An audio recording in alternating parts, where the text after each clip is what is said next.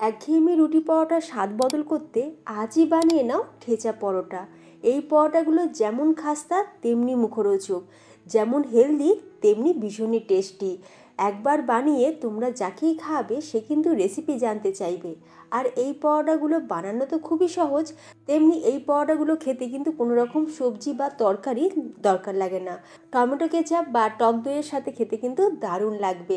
সকালে টিফিনে হোক বা রাতের ডিনারে এই রকম ঝটপট করে বানিয়ে নিতে পারো ঠেচা পরোটা। কিভাবে চলো দেখে নাও আমার আজকের এই ভিডিওটিতে। এবার সবার প্রথমে একটা মিক্সিং বোলের মধ্যে নিয়ে নিলাম 2 বাটি আটা। তোমরা চাইলে আটা ময়দা মিশিয়েও করতে পারো, তবে আমি আজকে একদম হেলদিভাবে বানাবো, সেই জন্য শুধু আটারই ব্যবহার করলাম। এবার আটার মধ্যে অল্প সামান্য লবণ মিশিয়ে নিলাম। এবার অল্প অল্প করে জল দিয়ে একটা শক্ত ডো আমরা রেডি করে নেব। খুব বেশি কিন্তু নরম করে মেখে ফেললে হবে না। অল্প অল্প করে জল দিয়ে একটা টাইট ডো আমরা রেডি করে নিলাম। এখন আমরা চাপা দিয়ে এটাকে 10 মিনিটের জন্য রেস্টে রেখে দেবো। আটা বা ময়দা মাখার পর যদি একটু রেস্টে রাখা যায় তাহলে দেখবে রুটি বা পরোটা যাই বানাও না কেন ভীষণই নরম সফট তৈরি হয়। 10 মিনিট রেস্টে রেখে দিয়েছি। অন্যদিকে এখানে আমি নিয়ে নিয়েছি লঙ্কা, মানে কাঁচা লঙ্কা নিয়েছি। এই লঙ্কাগুলো কিন্তু বেশ ঝাল, তো সেই জন্য লঙ্কার পরিমাণটা আমি একটু কম নিয়েছি। তোমরা চাইলে কিন্তু লঙ্কার পরিমাণটা কম বেশি করে নিতে পারো। আচ্ছা, আর এখানে বেশ খানিকটা পরিমাণে নিয়ে নিয়েছি ধনেপাতা। ধনেপাতাটাকেও রাফলি চপ করে কেটে নিয়েছি। এখন গ্যাসের উপরে ফ্রাই প্যান বসিয়ে দিয়ে দিয়েছি 2 টেবিল চামচ সাদা তেল। তেলটা খুব ভালোভাবে গরম হয়ে যেতে দিয়ে দেবো এখানে 1 বাটির থেকে একটু কম পরিমাণে বাদাম। এখানে চিনে বাদাম নিয়েছি। বাদামটাকে এখন আমরা ভালো করে ভেজে নেব। বাদামটা যখন বেশ ভালোভাবে ভাজা ভাজা হয়ে যাবে তখন এর মধ্যে অ্যাড করে দেব কাঁচা লঙ্কা, রসুন। এবার রসুন আর কাঁচা লঙ্কা আমরা বাদামের সাথে খুব ভালো করে কিন্তু ভেজে নেব। বাদামগুলো ভাজার সময় গ্যাসের ফ্লেমটা লো টু মিডিয়ামে রেখেছি। হাই ফ্লেমে রাখলে বাদামগুলো পুড়ে যেতে পারে, যার ফলে আমাদের এই পরোটাগুলো কিন্তু খেতে ভালো লাগবে না। এবার রসুন আর কাঁচা লঙ্কা খুব ভালো করে ভেজে নেওয়া হয়ে যাওয়ার পর দিয়ে দিচ্ছি এখানে 1/2 চামচ গোটা জিরে, দিয়ে দেবো 1/4 টিস্পুন পরিমাণে হিং, অল্প সামান্য হলুদ। সব কিছু দিয়ে একটু ভালো করে ভাজা ভাজা হয়ে যাওয়ার পর সবার শেষে অ্যাড করে দিলাম কুচনো ধনেপাতা। ধনেপাতা দিয়ে কিন্তু বেশিক্ষণ আর নাড়াচাড়া করবো না, তাহলে ধনেপাতার ফ্লেভারটা চলে যাবে। কয়েক সেকেন্ড ধনেপাতাটাকেও বাদামের সাথে একটু সটে করে নিলাম। ব্যাস, এটা আমাদের রেডি হয়ে গেছে। তো ঠেচা পরোটা বানানোর জন্য আমাদের স্টাফিংটা কিন্তু রেডি। এবার আমরা একটা পাত্রে ঢেলে রাখবো ঠান্ডা করার জন্য। যখন এই স্টাফিংটা ঠান্ডা হয়ে যাবে তখন মিক্সিতে দিয়ে আমি পালস মোডে জল ছাড়াই খুব ভালো করে পেস্ট করে নেব। অ্যাকচুয়ালি এটা কিন্তু হামাল দিস্তাতে থেতো করে নেওয়া হয়, তবে মিক্সির পালস মোডেতেও কিন্তু এটা খুব ভালোভাবে তৈরি হয়ে যায়। আর না হলে তোমরা চাইলে হামাল দিস্তাতে সুন্দর করে থেতো করে নিতে পারো, তবে জল ছাড়াই কিন্তু সম্পূর্ণ কাজটা করতে হবে।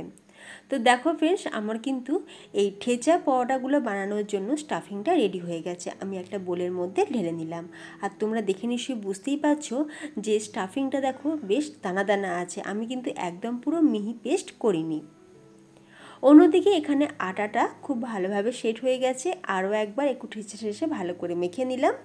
এরপর আমরা আটাটা থেকে বড় সাইজে 4টে লেচি কেটে নিয়েছি।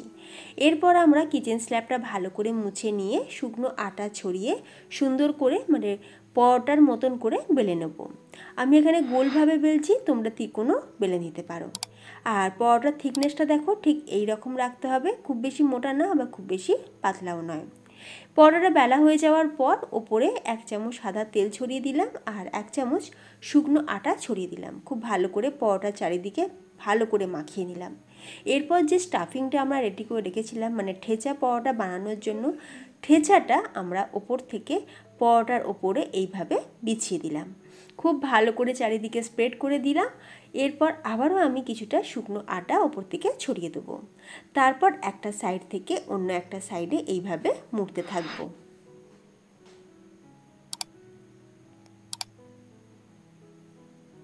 খুব ভালো করে রোলের মতন করে মুড়ে নিয়েছি। এরপর যেটা করব সেটা হচ্ছে এই মাঝখান থেকে আমরা কাট লাগিয়ে দেবো।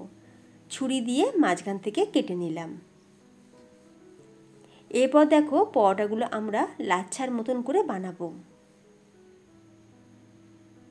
এইভাবে লাচ্ছার মতন করে যদি বানানো যায় তাহলে দেখবি ভীষণ খাস্তা হয়, খাবার সময় যেন মুচমুচ করে, এতটাই টেস্টি আর সুন্দর হয়। খুব সহজে দেখো অল্প আটা ছড়িয়ে আমি খুব সহজেই এটাকে মুড়ে নিলাম। এইভাবে হাতের সাহায্যে একটু প্রেস করে নিলাম, ব্যাস একটা কিন্তু আমাদের রেডি হয়ে গেল। একই রকমভাবে কয়েকটা আমি রেডি করে নিয়েছি। তো কয়েকটা রেডি করে নেওয়ার পর আবারও আমি কিচেন স্ল্যাবের ওপর কিছুটা শুকনো আটা ছড়িয়ে এরপর আমরা হালকা হাতে পরোটাগুলোকে বেলে নেব। খুব বেশি কিন্তু পাতলা করব না, আবার খুব বেশি মোটাও রাখবো না। এই যে দেখো ফ্রেন্ডস, ঠিক এই রকমভাবে বানিয়ে নিতে হবে। পরোটাগুলো আমাদের রেডি হয়ে গেছে। এই পরোটাটা বেলা হয়ে গেছে। এখন গ্যাসের ওপর তাওয়া বসিয়ে তাওয়াটা গরম হয়ে গেলে পরোটাটাকে প্রথমে দিয়ে দেবো। পরোটা দিয়ে দুটো সাইড ভালো করে একটু সেঁকে নেবো। সেঁকা হয়ে গেলে ঘি ছড়িয়ে ভালো করে উল্টে পাল্টে একটু লাল লাল করে পরোটাগুলোকে ভেজে নেব। তোমরা চাইলে কিন্তু সাদা তেলেও ভেজে নিতে পারো, তবে ঘি দিয়ে ভাজলে দারুণ ফ্লেভারটা কিন্তু ভীষণ ভালো আসে। তো তোমাদের সাথে কথা বলতে বলতে দেখো 4টে পরোটা আমাদের ভাজা হয়ে গেছে। একই রকমভাবে সব কটা পরোটাই কিন্তু আমি রেডি করে নিয়েছি। এবার একটা পরোটা আমি হাতেতে নিয়ে তোমাদের দেখাচ্ছি। তোমরা দেখে নিশ্চয়ই বুঝতেই পারছো যে কতটা খাস্তা হয়েছে। লাচ্ছা পরোটা আমরা অনেকে অনেক রকমভাবেই বানাই, তবে এইভাবে বানানোটা কিন্তু আমার কাছে সবথেকে বেশি সহজ বলে মনে হয়।